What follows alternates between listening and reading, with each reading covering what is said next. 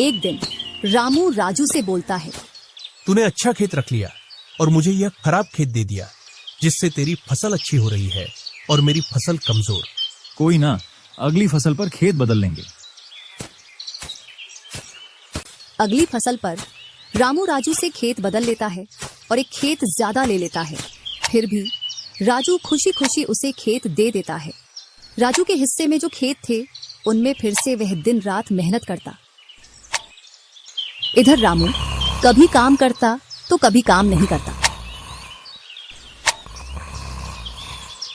रामू के पास बीज खरीदने के भी पैसे नहीं थे, तो वह पैसे लेने के लिए जमींदार के यहाँ चला जाता।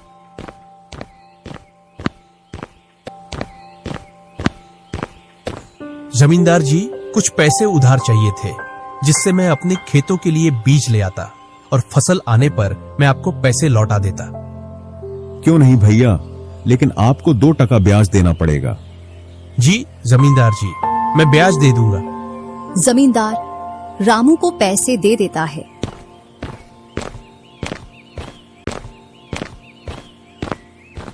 और रामू उनसे कुछ बीज लाकर अपने खेतों में बो देता है। इधर राजू अपनी फसल की रोज देखभाल करता और रामू बोकर आया उसके बाद से अपनी फसलों को देखने के लिए भी नहीं गया। वहीं अपने घर में पड़ा रहता और दिन रात सोता रहता।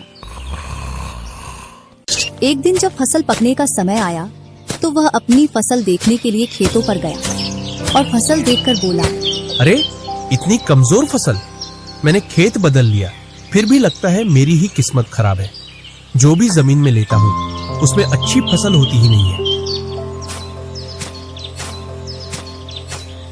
ऐसे कहते हुए वह अपने घर आ जाता है और अपनी पत्नी से बोलता है, राजू की फसल तो अच्छी है, बस हमारी फसल ही कमजोर है। ऐसा कैसे हो सकता है? ऐसा तो होगा ही। दिन रात जो घर में पड़े रहते हो और खेतों में समय समय पर दवाई पानी नहीं दोगे तो फसल ऐसी कमजोर रहेगी। फिर बोलते हो किस्मत खराब है। किस्मत नहीं, मेहनत करनी पड़ती है। चल चल, मेरे को मत सिखा। अगर किस्मत ना हो तो कुछ भी नहीं होता। अगर मेहनत से कोई बड़ा बनता तो सबसे पहले गधा बड़ा बनता, क्योंकि उसके बराबर कोई मेहनत नहीं करता। और जो मजा जिंदगी में सोने में है वह मजा और किसी चीज में नहीं। बस इनको तो सुला दो, सोने के अलावा और कोई काम ही नहीं है। कुछ दिनों बाद जब फसल निकली तो राजू की फसल रामू से दोगुनी निकली, जबकि उसकी जमीन रामू से कम थी। रामू फसल को देखकर बोलता है, इस फसल को बेच कर आऊं या खाने के लिए रखूं?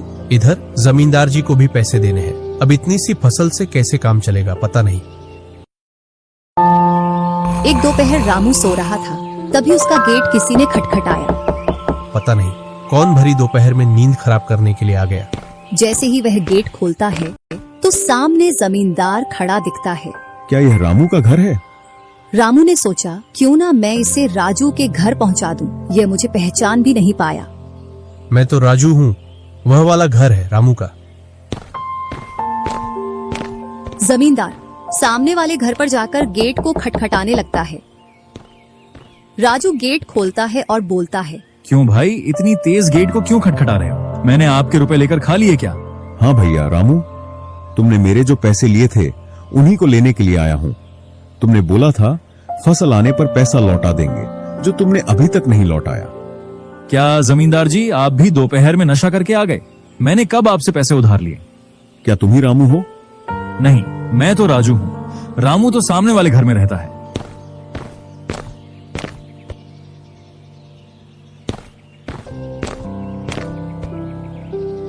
भरी दोपहरी में जमींदार का सर चकरा जाता है और वह अपने घर चला आता है